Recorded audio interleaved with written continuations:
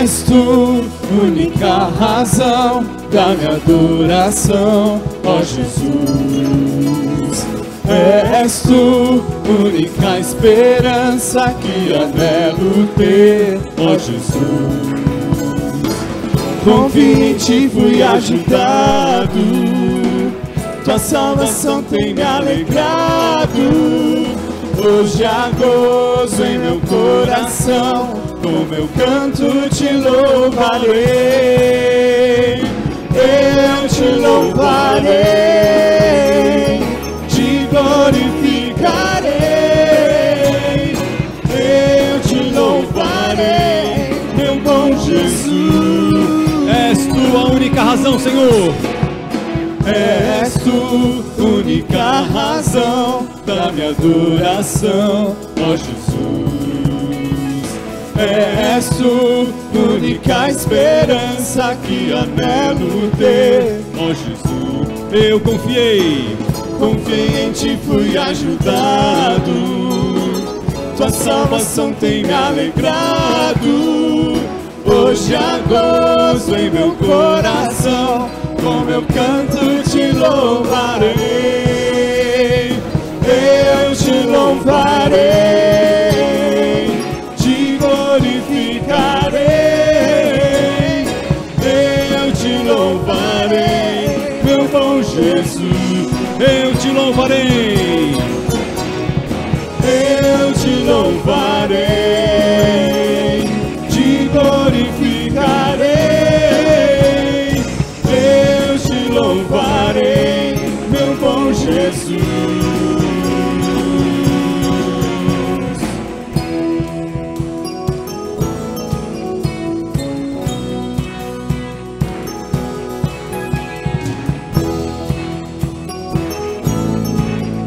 Em todo tempo, em todo tempo te louvarei.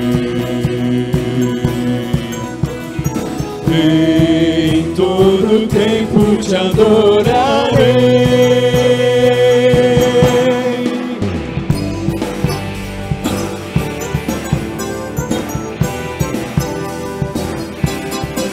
Nos alegramos em ti, Senhor. Eu te louvarei, te glorificarei. Eu te louvarei, meu bom Jesus. Eu te louvarei, te glorificarei. Eu te louvarei, meu bom Jesus. Jesus.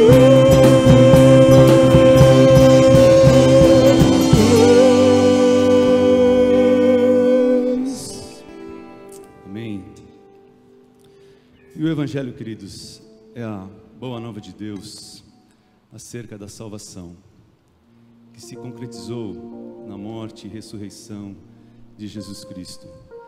Então, se temos alguma coisa nessa vida com que nos gloriarmos, que seja na cruz de Jesus. O nosso Salvador e Redentor morreu para nos salvar.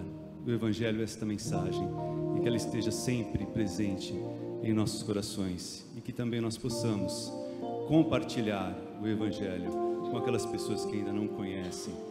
Tão grande foi esta boa nova que chegou até nós.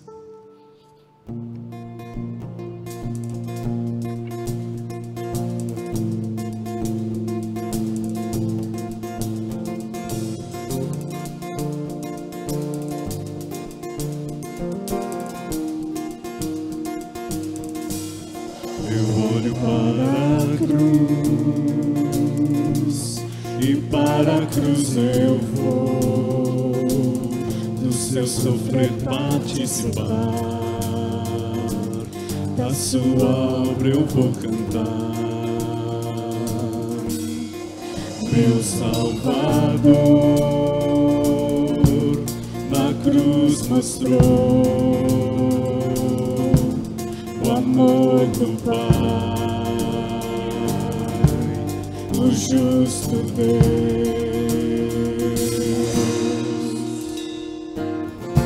Pela cruz me chamou, gentilmente me atraiu e eu, sem palavras, me aproximo, quebrantado por seu amor.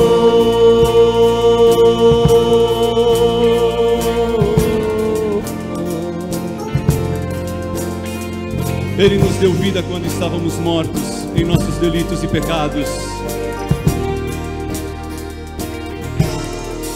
Merecida vida, de graça recebi, por sua cruz, da morte me livrou, trouxe minha vida. Eu estava condenado, mas agora pela cruz eu fui reconciliado. Oh, yeah. Pela cruz me chamou, gentilmente me atraiu e eu, sem palavras, me aproximo, quebrantado por seu amor. Pela cruz me chamou, gentilmente me atraiu e eu, sem palavras, me aproximo, quebrantado por seu amor. Impressionante é o seu amor.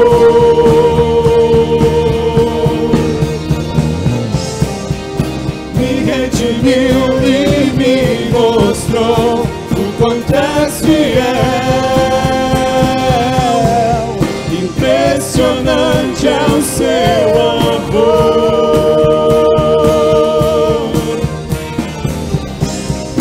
Me redimiu e me mostrou o quanto és fiel.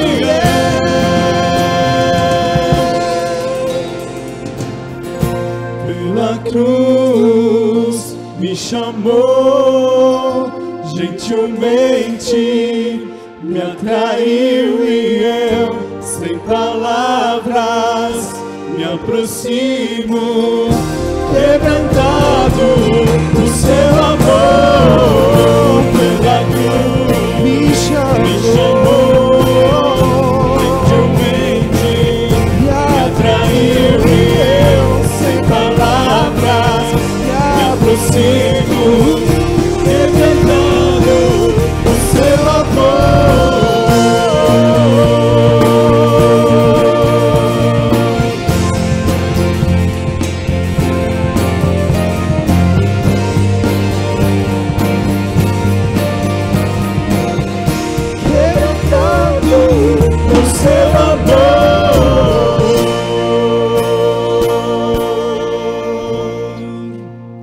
Aleluia. Louvado seja esse Deus maravilhoso por tão grande amor. A Bíblia nos diz também, queridos, que Deus, o Pai, exaltou o seu Filho de tal maneira, Jesus Cristo, que lhe deu o nome que está acima de todo nome. E haverá um dia em que todo joelho se dobrará e toda língua confessará que Jesus Cristo é o Senhor. Este nome tem poder, creia nisso.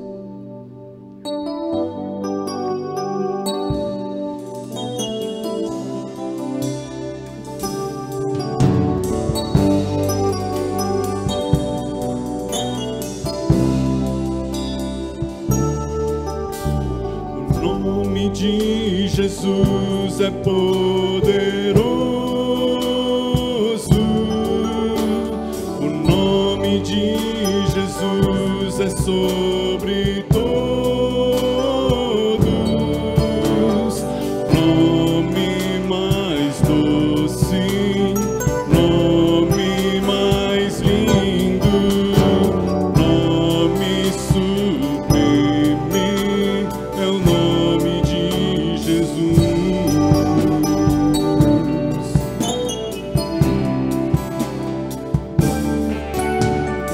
nome de Jesus levanta os mortos. O nome de Jesus sara os feridos. Nome mais santo, nome mais puro, nome bendito é o nome de Jesus.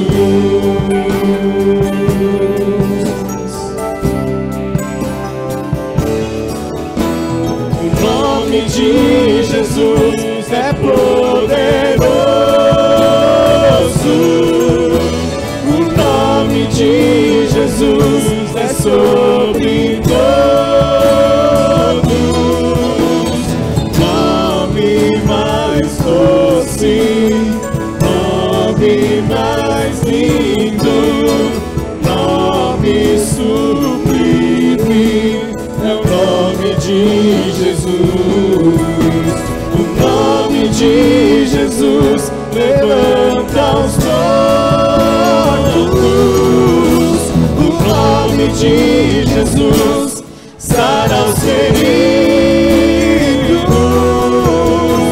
Nome mais santo, nome mais puro, nome bendito é o nome de o nome mais santo, nome mais santo, nome mais puro, nome bendito é o nome de Jesus.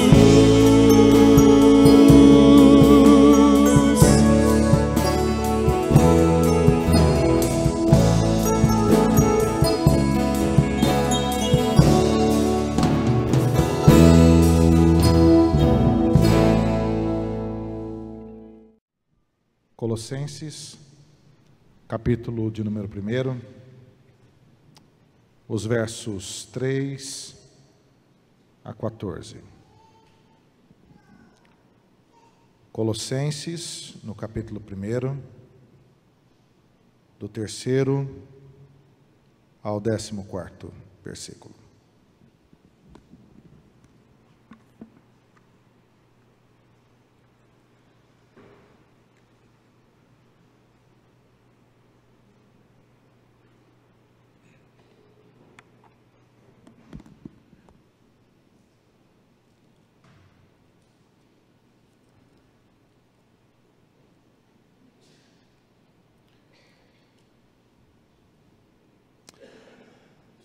Amém?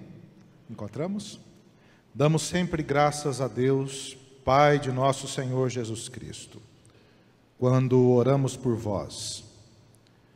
Desde que ouvimos da vossa fé em Cristo Jesus e do amor que tendes para com todos os santos, por causa da esperança que vos está preservada nos céus, da qual antes ouvistes pela palavra do Evangelho que chegou até vós, como também em todo o mundo está produzindo fruto e crescendo. Tal acontece entre vós desde o dia em que ouvistes e entendestes a graça de Deus na verdade. Segundo fostes instruídos por Epáfras, nosso amado conservo, e quanto a vós outros, fiel ministro de Cristo, o qual também nos relatou do vosso amor no Espírito.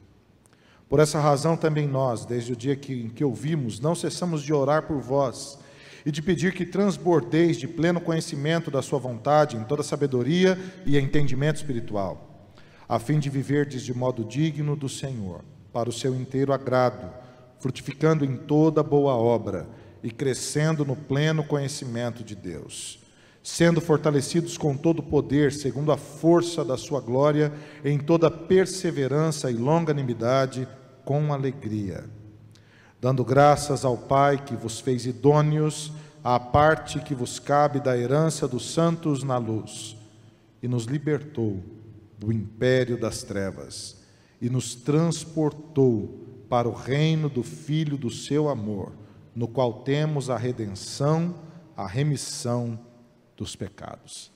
Vamos orar mais uma vez. Senhor, a Tua palavra santa, inefável, a Tua palavra, Senhor, que não falha, que não volta vazia, que é capaz, Senhor, de discernir o nosso coração, de discernir as nossas intenções, que conhece a nossa mente, o nosso espírito.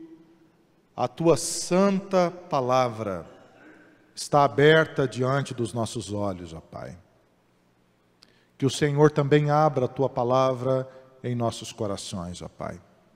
E que nós sejamos aqui inundados, tocados pelo Senhor, ó Pai. E que o Senhor fale a áreas do nosso coração que somente o Senhor pode falar, ó Pai. E traga resposta, Senhor, ao coração daquele que está cansado, sobrecarregado, daquele que, Senhor, que traz dúvidas na sua alma, daquele que está entristecido e que porventura tenha vindo aqui hoje para buscar alívio e consolo da Tua parte. Que o Santo Espírito do Senhor, ó Pai, possa iluminar a Tua palavra no nosso coração. E essa palavra traga vida, faça jorrar o rio de água viva no nosso coração, ó Pai. E que faça fluir, Senhor, uma nova fonte de alegria, Pai. Porque na presença do Senhor é que existe plenitude de alegria, ó Pai. Fala conosco e dá-nos esperança. Obrigado por tudo que já vivemos neste culto, ó Pai. Obrigado pelas canções que adoraram o Teu nome, pelos textos bíblicos lidos, explicados, pelas orações aqui levantadas. Senhor, quanto alimento do Senhor já recebemos nessa noite, ó Pai. Fala conosco também através da Tua palavra, é o que eu oro em nome de Jesus. Amém. O tema da mensagem hoje é o verdadeiro Evangelho. E eu escolhi esse texto que está situado na carta aos Colossenses por um propósito muito especial. É provável, dizem os estudiosos, que o apóstolo Paulo, que escreve a carta aos Colossenses, provavelmente ele está escrevendo de Roma, a igreja que está em Colossos, nunca tenha ido à igreja de Colossos. Há indícios nessa carta, segundo os relatos do próprio Epáfras, que fez Paulo saber a respeito das coisas que se passavam em Colossos, que o apóstolo Paulo foi sim o pai daquela igreja, mas ele foi o discipulador de Epáfras, que era o bispo daquela região do vale do rio Lico, onde ficavam as cidades de Colossos, Hierápolis, Laodiceia. É interessante que esse texto foi escolhido porque ele representa os efeitos do Evangelho de Cristo que chegaram até nós. Pense comigo. O Evangelho nasce como uma religião de periferia. É um movimento periférico, de um rabino periférico, que não tem nada a ver com o sistema religioso vigente de Jerusalém. É um rabino insignificante de uma cidade insignificante, com uma proposta insignificante, cercado de homens insignificantes, iletrados, rudes, gente que não podia absolutamente ser nada na cultura vigente. É desse movimento periférico que nasce o Evangelho, a boa notícia de Deus para a restauração e o resgate do ser humano. Esse movimento periférico, ele toma força com a morte e a ressurreição de Jesus, a vinda do Espírito Santo, quando o Senhor Jesus orienta aqueles que ouviram após a sua ressurreição, naqueles 40 dias que Jesus falou pessoalmente com os seus discípulos após a sua ressurreição. O Senhor Jesus os orienta para que eles fiquem em Jerusalém. Eles ficam em Jerusalém. O Espírito Santo é derramado sobre o coração daqueles 120 que oravam naquela casa. A igreja nasce de maneira poderosa em Jerusalém. Milhares de pessoas se convertem ao Evangelho de Cristo Jesus num primeiro momento. Centenas de milhares de pessoas estão conhecendo o Evangelho em Jerusalém. Mas é um movimento ainda periférico, porque Jerusalém é a capital de um país periférico, num mundo vigente dominado por Roma, um império geograficamente gigantesco, de proporções enormes. Não há comunicação que possa conectar as coisas que acontecem no Império Romano. O Império Romano exerce o poder pela Pax Romana, ou seja, ele permite que as suas províncias exerçam a sua própria religião, ou seja, era para ser mais um movimento religioso periférico no império gigantesco. Mas não é assim que acontece. De repente, por causa da instrumentalidade de Barnabé e Saulo, o evangelho se espalha entre os gentios. Por causa da graça de Jesus, ele nasce em Antioquia. Por causa da graça de Jesus, ele se espalha na primeira, segunda, terceira viagem missionária, quando o apóstolo Paulo, primeiramente com Barnabé, depois com Silas e depois com diversos outros companheiros, vai proclamando o evangelho para todo canto que havia. E me parece que a coisa saiu do controle, porque o evangelho chega até lugares que o apóstolo Paulo não esteve, que o próprio Jesus não esteve enquanto verbo encarnado, mas ele chega, porque ele vai se multiplicando, através da vida de homens e mulheres que vão sendo salvos pela graça de Deus, que vão sendo alcançados pela graça do Senhor, e que vão anunciando o evangelho a outros filhos de Deus, que antes não sabiam que eram filhos de Deus, mas que quando ouviram da graça do Senhor, perceberam que eram filhos. E assim a igreja vai nascendo. É interessante que Colossos é uma cidade, do ponto de vista histórico, muito importante. Ela conecta o leste e o oeste da Ásia. Uma cidade importante do ponto de vista comercial, é um entroncamento comercial. O rei Xerxes escreve, ou há escritos do rei Xerxes dizendo que Colossos, Xerxes é Assuero, o rei do livro de Esther. Assuero escreve que Colossos era uma cidade importantíssima, riquíssima, digna. Há outros relatos da antiguidade de que Colossos era uma cidade, sim, importante. Na época de Paulo, uma cidade em decadência. Superada comercialmente por Hierápolis e por Laodiceia, está ali Colossos. A cidade é formada por uma grande quantidade de judeus que imigraram para ali, cerca de 2.000 famílias que a princípio imigram para Colossos. É uma cidade politeísta, há ali um panteão grego sendo adorado, diversos deuses sendo adorados, há um sincretismo religioso muito grande vivido em Colossos, mergulhado numa decadência comercial. Imagina isso. Uma cidade sincrética, politeísta, misturada a uma forte crise econômica. É um barril de pólvora. Junto com isso, uma proposta grega de salvação, que era o gnosticismo. Talvez o gnosticismo tenha sido o maior inimigo da fé cristã no nascimento da fé cristã.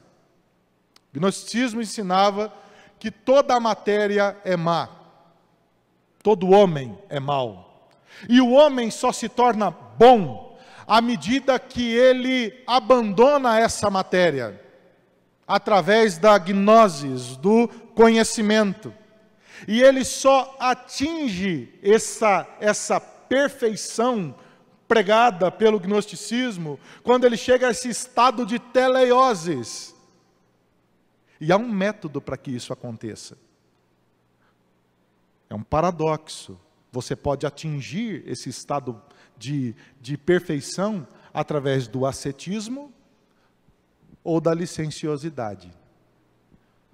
O ascetismo é a austeridade, é a seriedade, é a negação, É a pessoa que vai dizendo não, não, não, não, e ela vai dizendo não para todos os seus desejos, para todas as suas vontades, e ela crê nessa proposta que impera em Colossos. Ela crê que se ela abandonar todas as suas vontades, ela chegará então à gnosis, à teleiosis, à perfeição humana.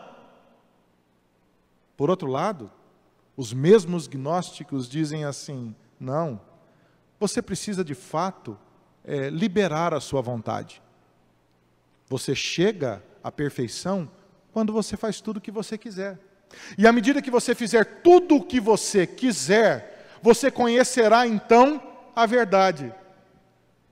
E vem o apóstolo Paulo, diante desse contexto terrível, diante de uma cultura corrompida, idólatra, gnóstica, judaica, sincrética, e ele escreve sua carta para responder a esses problemas centrais da cultura de Colossos. A carta dos Colossenses é muito simples de entender. O apóstolo Paulo começa falando no capítulo 1 dos efeitos do Evangelho. Depois ele diz a causa do Evangelho, por que aquilo tudo acontece, é por causa de Cristo Jesus. A imagem do Deus invisível, a perfeita imagem do Deus invisível, e ali um hino cristológico na segunda parte do capítulo 1 de Colossenses. No capítulo 2 ele responde ao centro dessa crise em Colossos. Quando ele ensina que não é a perfeição por conta das suas ações, do seu esforço, ora na negação da sua própria carne, ora na licenciosidade da sua própria carne, mas é a plenitude de Deus em Cristo Jesus que liberta você.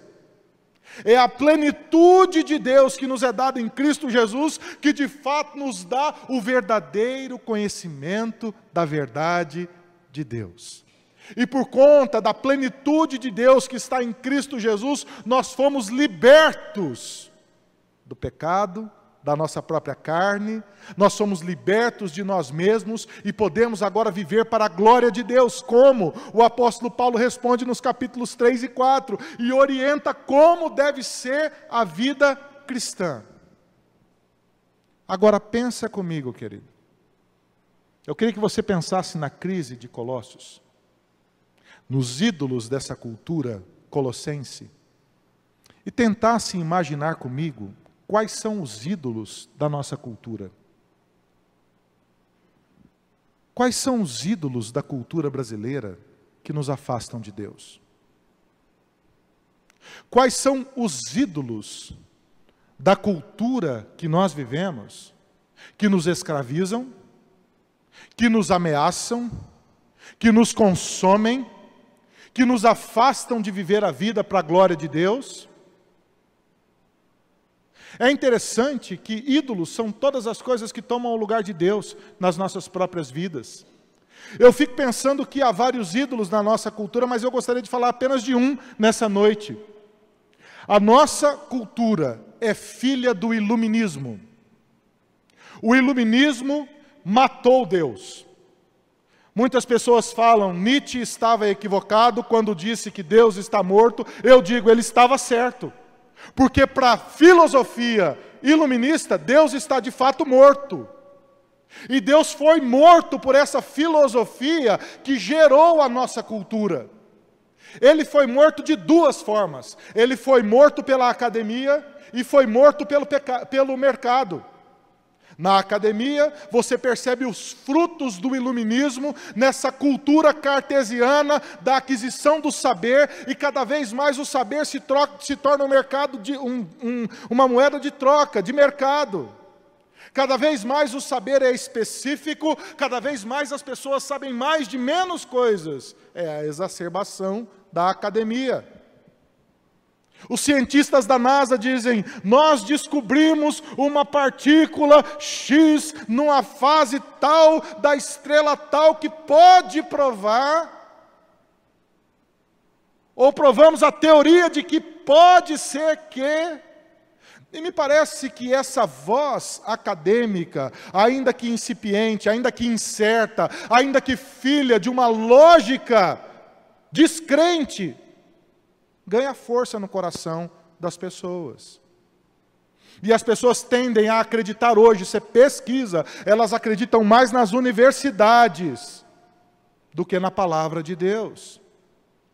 Os pastores, as suas vozes são irrelevantes na cultura de hoje. Pergunte para as pessoas o que elas acham de pastor. Pode perguntar. Outro dia um rapaz me chamou para tomar um café, e eu fui conversar com ele, ele me disse assim: pastor, eu vou conversar com você, mas deixa eu deixar uma coisa clara aqui. Eu não gosto de pastor. Quase que eu falei para ele, nem eu. Vai falar contra o patrimônio, não pode. O que acontece?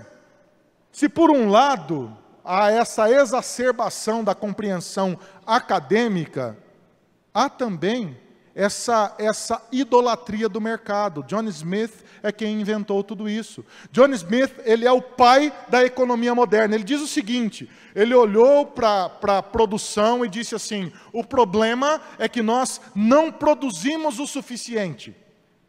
E na teoria dele, ele olha para uma fábrica de alfinetes e ele vê um artesão fabricando 10 alfinetes por dia.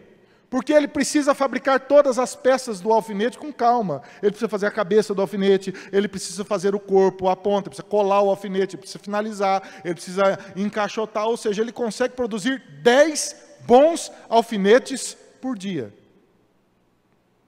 Agora, 10 homens trabalhando em série, eles produzem 1000 alfinetes por dia. Porque um vai fazer só a cabeça do alfinete, o outro só vai afiar o alfinete, o outro só vai colar o alfinete, o outro só vai encaixotar, e o outro só vai... Enfim, uma produção em série de 10 homens consegue produzir 1000 alfinetes por dia. Adam Smith fez a teoria, e os filhos do iluminismo colocaram na prática. E hoje em dia você percebe, no Brasil e no mundo, a exacerbação, o ápice dessa filosofia do mercado. Você compra um telefone hoje, ele já está obsoleto, porque a indústria já lançou o próximo para matar esse aí que está no seu bolso. Você compra um carro hoje desesperado, porque você já percebe que o seu carro ficou velho e que não tem mais, você precisa correr para comprar outro. E esse consumo vai sendo proclamado. Se o consumo hoje é um ídolo, o profeta desse ídolo é o crédito. Porque as pessoas dizem para você assim: não precisa ter dinheiro, eu te dou crédito para você comprar aquilo que você quiser. E você entra no jogo desse ídolo, assimila o crédito para comprar algo que muitas vezes você não precisa, e de repente você se vê enrolado. Você se vê endividado e pronto, escravizado por esse ídolo. Esse ídolo vai fazer com que você trabalhe mais, esse ídolo vai fazer com que você fique desesperado, esse ídolo vai roubar a sua saúde, esse ídolo vai roubar a sua paz, e aquilo que você pensava que fosse trazer alegria para você, desestabilizou o seu coração, e você está trabalhando para pagar dívidas e sendo escravo desse ídolo da cultura. Eu fico pensando, como que o Evangelho poderia responder a esse drama? Assim como o apóstolo Paulo respondeu a Colossos. Como que nós podemos olhar para os ídolos da nossa cultura e confrontar os ídolos da nossa cultura e dizermos não aos ídolos dessa cultura? Como? Como viver o Evangelho diante de um tempo tão corrompido do ponto de vista filosófico, sociológico? Como viver o Evangelho e levantar a voz, de maneira que o Evangelho se torne de fato a verdadeira narrativa da história? Eu fico pensando, apenas finalizando essa introdução, falando dos ídolos, que em 2008, quando nos Estados Unidos estourou a bolha imobiliária, e milhares de pessoas perderam suas casas, devolveram suas casas para o banco, ficaram endividadas, foram à falência. Muitas pessoas cometeram suicídio. Muitas pessoas. E você sabe por quê? Porque o Deus dinheiro morreu. Morreu no coração daquela nação.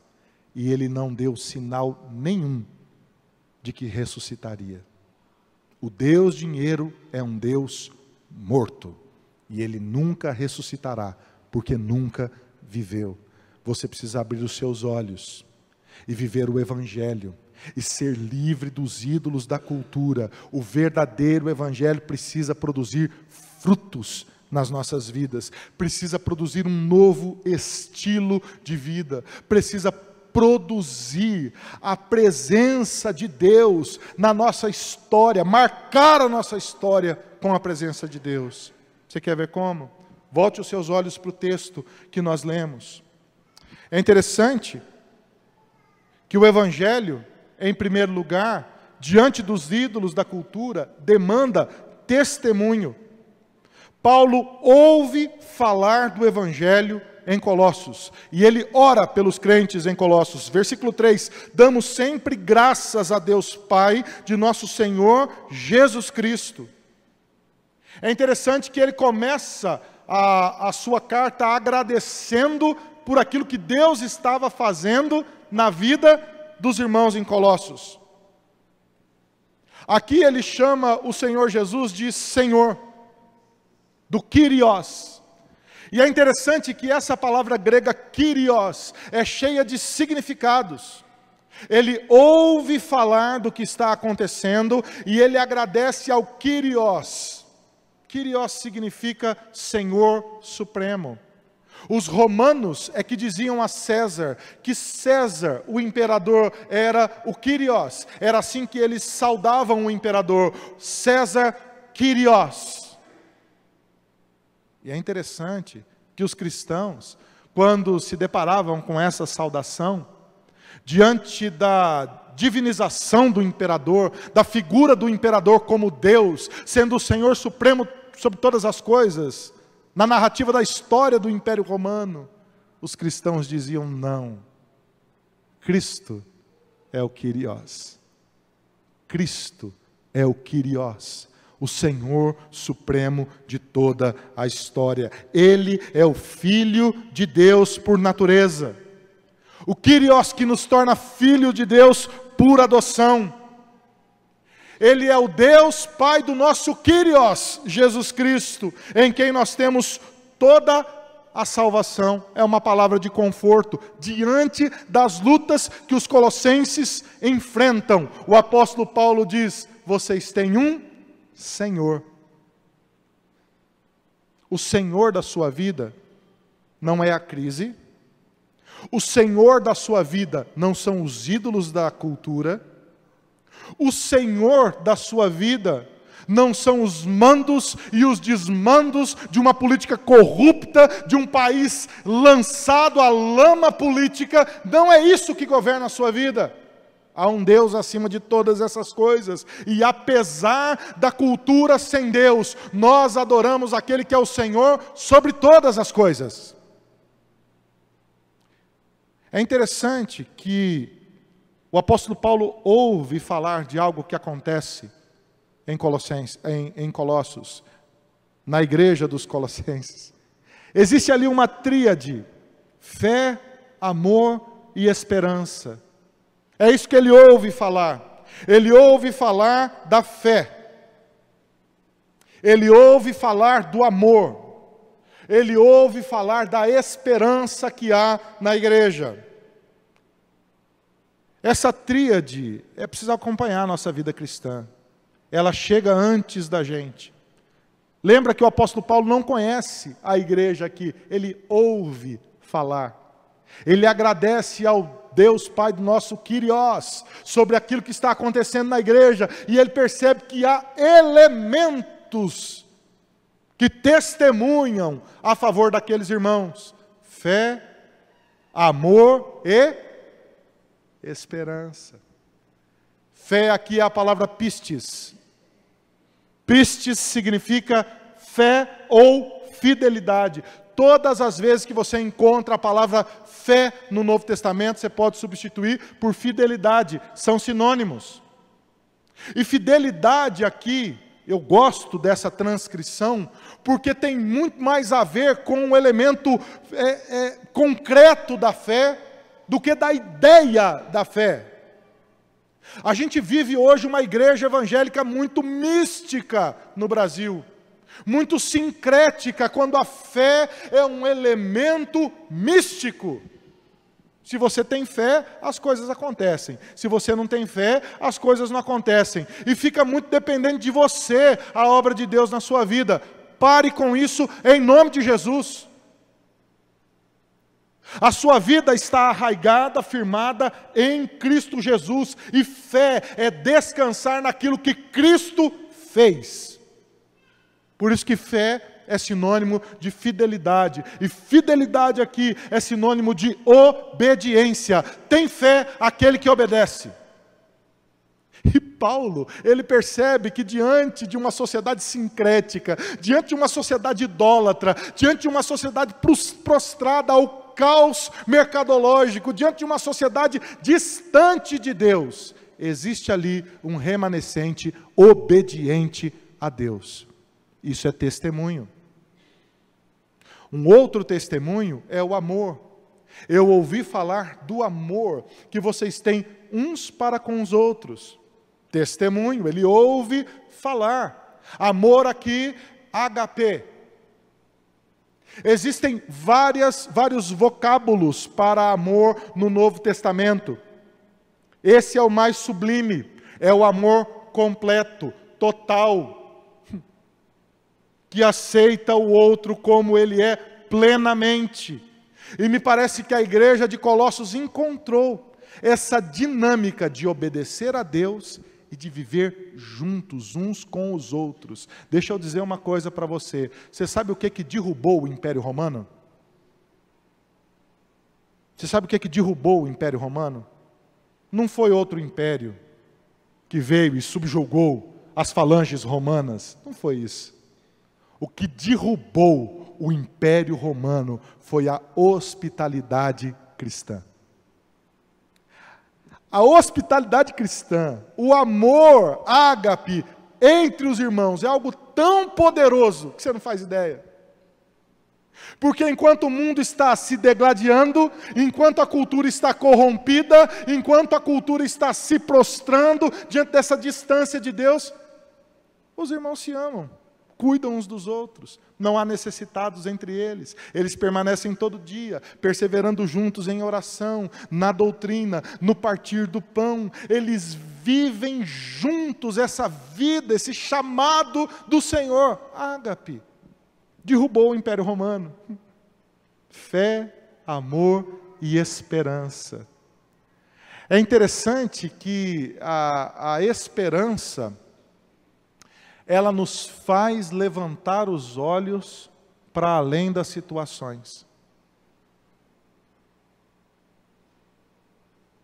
Paulo percebe que mesmo diante da crise, diante dos ídolos da cultura, a igreja de Colossos levantou os olhos e olhou para Cristo. E esse olhar para Cristo os faz enxergar além das tribulações. Você precisa fazer isso na sua vida, querido. Você precisa levantar um pouco os seus olhos. Você precisa levantar os seus olhos e olhar além das crises que você vive. Você precisa levantar os seus olhos e perceber para onde Cristo está conduzindo a sua vida, para onde o Evangelho verdadeiro de Jesus aponta. As pessoas precisam olhar para você. E esse primeiro ponto é esse: o Evangelho verdadeiro demanda testemunho diante dessa cultura corrompida. As pessoas precisam olhar para você e perceber que os seus olhos estão em Cristo. Seus filhos precisam olhar para você e perceber que você não está desesperado diante da situação, que você não foi abatido pela situação, pela enfermidade, pela forte crise financeira. Isso faz parte da vida. Os seus olhos não estão nisso. Os seus olhos esperam em Cristo Jesus. Os seus olhos se levantaram e eles perceberam que aquele que começou a boa obra em nós é fiel para completá-la até o dia final. O testemunho do Evangelho é o avanço da igreja diante dessas crises gigantescas. Eles antes haviam ouvido falar do Evangelho, mas agora o Evangelho chegou até eles através da palavra da verdade, de forma assertiva, objetiva. O Evangelho chega até Colossos e produz fruto, vai crescendo. Cresce entre eles, cresce no mundo todo. A partir do momento que eles entenderam a graça de Deus na verdade. Eu fico pensando que o grande sucesso da vida cristã, segundo esse texto aqui, não é o que a gente alcança. Nem é sucesso a gente alcançar grandes lugares e nem é derrota a gente não alcançar lugar nenhum. A vida cristã, ela precisa ser frutífera. É isso que a palavra ensina. Quem precisa crescer não somos nós. É o Evangelho que precisa crescer em nós. A gente precisa fazer a oração de João Batista todo dia. Convém que ele e que eu testemunho de quem vive com fé, amor e esperança. Em segundo lugar, o Evangelho demanda maturidade. O versículo 9 diz assim: por essa razão também nós, desde o dia em que ouvimos, não cessamos de orar por vós e de pedir que transbordeis de pleno conhecimento da sua vontade, em toda sabedoria e entendimento espiritual. A palavra transbordeis aqui significa plero, cheio, estar pleno, suprido, completo. Há uma coisa que precisa encher as nossas vidas. Às vezes a gente enche a vida de tanta coisa, não é verdade? A gente enche a nossa agenda com tanto compromisso, a gente enche o nosso coração com tanta expectativa. A gente vai se dobrando aos ídolos da cultura, dizendo: eu preciso comprar isso, eu preciso viajar para tal lugar, eu preciso fazer tal coisa, eu preciso disso, eu preciso trocar de emprego, eu preciso trocar meu carro, eu preciso trocar minha moto, eu preciso trocar meu guarda-roupa, eu preciso de tanta coisa. E a gente vai sendo cheio disso. E essas coisas vão deixando a nossa vida plena de outras coisas que não são Deus. E a gente vai transbordando disso. É o que Jesus falou. A nossa boca vai falar do que está cheio o coração. A gente vai transbordar de algo. Todo mundo tem um evangelho. Todo mundo tem um evangelho. Pode ser falso ou verdadeiro, mas todo mundo adora alguma coisa. Todo mundo está atrás de alguma coisa. E eu pergunto para você, do que está cheio o seu coração? Jim Elliot vai falar o seguinte, que a nossa verdadeira religião é para onde a nossa mente vai quando a gente não pensa em nada. A nossa verdadeira religião é para onde a nossa mente vai quando a gente não pensa em nada. Richard Foster vai dizer que a nossa mente carnal vai para 3 lugares. Tem 3 lugares. Ou vai para o dinheiro, ou vai para o poder, ou vai para o sexo. Quando a mente para, que o sujeito saiu do trabalho, que não está fazendo mais nada, que relaxou, que está em paz, e ele dá aquela solidãozinha básica, ele fala assim, estou sentindo falta de alguma coisa. Richard Foster fala, se é carnal, ele sente falta de dinheiro, ele sente falta de poder, ele sente falta de sexo, e essas tendências dirigem a vida dele. Deixa eu dizer uma coisa para você. Eu quero exortar você agora aqui, em nome de Jesus. Você vai transbordar de alguma coisa na sua vida. Alguma coisa vai vazar. Se você ficar tentando tampar a sua carnalidade com religião, uma hora ou outra você vai se decepcionar com a religião. Está me entendendo? Você vai se decepcionar com a religião. Você vai se encontrar com pastores inescrupulosos que vão explorar você, a sua boa vontade. Você vai se decepcionar porque você foi frustrado nas suas expectativas, porque alguém prometeu alguma coisa para você e não cumpriu. Você vai se frustrar porque alguém foi mais longe e mais rápido do que você e você ficou para trás. E essas tendências, elas vão empurrar a sua alma para longe de Deus. Você precisa encher o seu coração de Deus, querido, para que ele possa transbordar do Espírito do Senhor. Encha o seu coração da palavra de Deus. Eu quero te dar um conselho: encha a sua casa de louvor ao Senhor. Encha, coloque música cristã para tocar na sua casa, por favor. Abra a palavra do Senhor e leia a Bíblia todo dia um pouquinho. Tem tanto sermão bom na internet. Ouça pastores que estão pregando a palavra de Deus. Vá enchendo o seu coração com a palavra de Deus. Uma hora ou outra isso vai transbordar.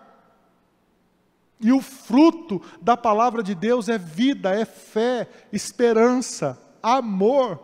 Amém, queridos? O apóstolo Paulo ora para que eles transbordem do pleno conhecimento da vontade de Deus, para que eles transbordem de sabedoria, para que eles transbordem de entendimento espiritual.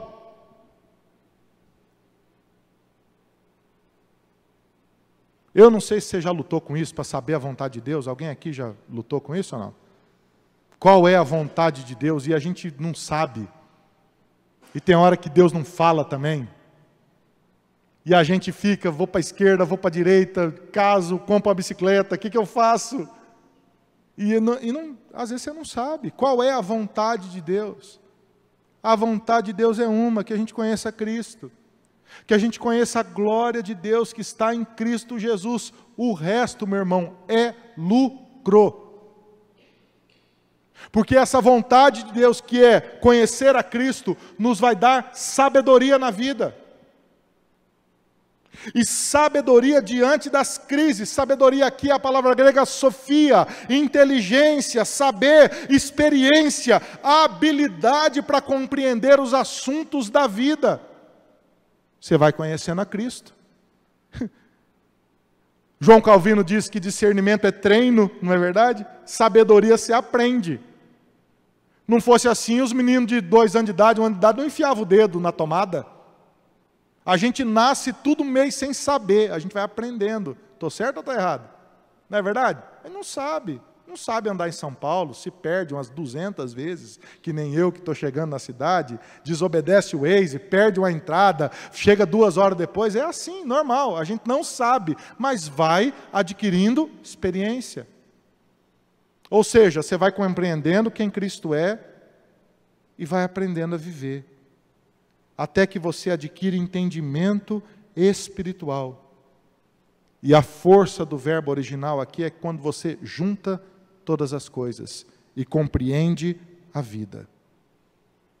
É como o Senhor Jesus resume o grande mandamento: ame ao Senhor teu Deus com todo o teu coração, com todo o teu entendimento, com toda a tua força. O que é entendimento? É a sua vida toda. É tudo, quando você juntou tudo e compreendeu o que é viver em Cristo. Maturidade. Todo crente precisa amadurecer. E o amém agora, hein? Todo crente precisa amadurecer. Se alguém, amém, se alguém não amadureceu, precisa tomar uma decisão hoje à noite aqui. Você precisa dar uma olhada para o seu coração. Olha para o seu coração e pergunta: eu tenho sido maduro diante da vida? Se não, comece hoje a dar esse passo de pedir sabedoria a Deus, a conhecer a Cristo e buscar compreender a sua vida em Cristo Jesus. Terceiro e último lugar, o Evangelho demanda um estilo de vida. O grande problema, eu venho ensinando essa mensagem aqui hoje para vocês, eu comecei falando do testemunho. E o testemunho tem a ver com o que Deus fez por nós. É a nossa reação diante do que Deus fez por nós que gera fé, esperança e amor. Eu falei em segundo lugar de maturidade. E só agora o apóstolo Paulo fala de estilo de vida. Qual é o problema das pregações evangélicas de hoje? Elas são comportamentais. Elas começam pelo estilo de vida. E elas se tornam legalistas e começam a dizer para você: faz isso, não faz aquilo outro, não faz aquilo outro, faz aquilo, anda para a direita, não anda para a esquerda, anda para a esquerda, não anda para... Chega uma hora que você para assim e fala: gente, vou ou não vou? Faço ou não? Você não sabe. E você acaba esperando uma orientação que não está na palavra de Deus, mas está no comportamento do grupo. E é por isso que muitas igrejas, elas se escondem atrás dos usos e costumes, porque é segurança para o grupo. Elas se escondem atrás de comportamentos coletivos. Deixa eu dizer uma coisa para você: toda a uniformidade não é de Deus. Se encontrar um grupo, irmão, que todo mundo fala igual, veste igual, anda igual, vai para o mesmo lugar, fala a mesma coisa, é tudo parecidinho, deixa eu te dar um conselho: sai correndo. E não volta lá. E pode falar que eu que falei, para não voltar. Eu fui lá na Penha, o pastor lá falou: não volta lá. E eu não vou mais lá, não. Isso é seita. Isso não pertence ao Senhor. O Evangelho não é uma pregação comportamental. É a graça de Deus que nos transforma, que nos muda de dentro para fora, que nos dá sabedoria, entendimento espiritual, e o estilo de vida muda de dentro para fora. Você sabe o que é santidade? Santidade não é você se tornar esquisito, não é você se tornar um cara que não compreende direito a vida e se esconde atrás de um comportamento que nem você sabe direito o que é. Santidade é simplesmente você reagir aos estímulos que Deus provoca no seu coração. Seu coração está cheio de Deus. Diante da situação, o Espírito do Senhor diz ao seu coração: sim, não, de acordo com a palavra de Deus. E você obedece a esse estímulo da palavra no seu coração. E o apóstolo Paulo vai dizer então que esse novo estilo de vida, causado pelo Evangelho, ele nos faz viver de modo digno do Senhor. Ele nos fortalece com todo o poder de Deus, e Ele nos faz gente agradecida ao Senhor. Você sabe por que a igreja evangélica brasileira é tão grande e tão insignificante? Tão grande e ao mesmo tempo tão insignificante? É porque nós não compreendemos isso como igreja do Senhor. Porque você percebe que os grandes pastores da igreja brasileira, eles enriquecem com o dinheiro da igreja. É em benefício próprio. Você percebe tantos escândalos dentro da igreja brasileira, tanto quanto fora. Eu não sei quanto a você, mas às vezes eu olho para a bancada evangélica do Brasil, eu fico desesperado. Tantos fichas sujas quanto na bancada não evangélica, se assim pudesse dizer. E gente pregando heresia, ensinando heresia e crescendo a igreja no Brasil. O grande problema do novo nascimento, não só no Brasil, mas no mundo, é que o novo nascimento virou uma questão de dizer ser. O sujeito diz: eu sou evangélico. Ele se filia a uma igreja e diz: eu sou evangélico, e acha que está resolvido. Não é assim. Precisa ter uma mudança interior profunda, que o faça viver agora de um modo digno do Senhor. Você sabe o que significa isso? Significa caminhar o mesmo caminho que Jesus andou. Isso é viver de modo digno do Senhor. Qual foi o caminho de Jesus? O caminho de Jesus foi da negação, o caminho de Jesus foi da obediência à vontade de Deus, o caminho de Jesus foi o caminho da cruz, o caminho de Jesus foi o caminho da santidade, o caminho de Jesus foi o caminho que revelou a glória de Deus. É muito mais, querido, do que dizer sim ou não diante de uma situação. É você repensar a sua vida. E você pode perguntar para mim assim: mas como, pastor, que eu vou fazer isso? O texto diz: nós somos fortalecidos pelo poder do Senhor. Poder aqui é dinamos. Nós somos fortalecidos pela dinâmica do Senhor.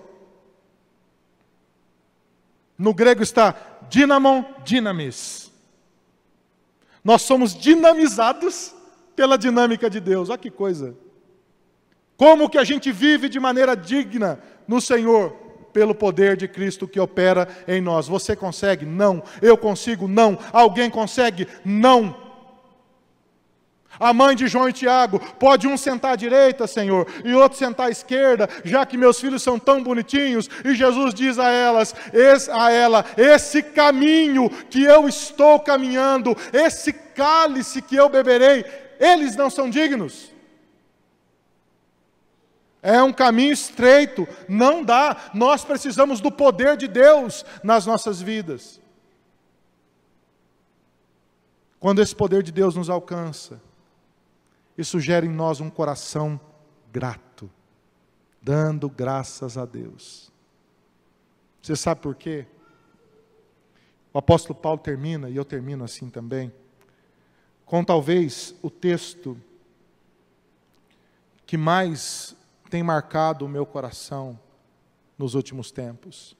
Ele diz assim: Ele nos libertou, versículo 13, do império das trevas e nos transportou para o reino do Filho do seu amor, no qual temos a redenção, a remissão dos pecados. Ele nos libertou. Põe de novo lá o versículo 13, por favor. Leia comigo. Ele nos libertou do império das trevas e nos transportou para o reino do Filho do seu amor, no qual temos a redenção, a remissão dos pecados. Eu vim aqui hoje falar sobre o verdadeiro evangelho, diante dessa cultura corrompida que a gente vive. Eu não sei quanto a você, mas eu creio que o evangelho é isso. Cristo nos libertou, nos redimiu, e nós somos livres para viver de modo digno do Senhor, cheios do poder de Deus, e mesmo diante das crises, nós podemos agradecer por tudo que o Senhor tem feito em nossas vidas. Amém, queridos?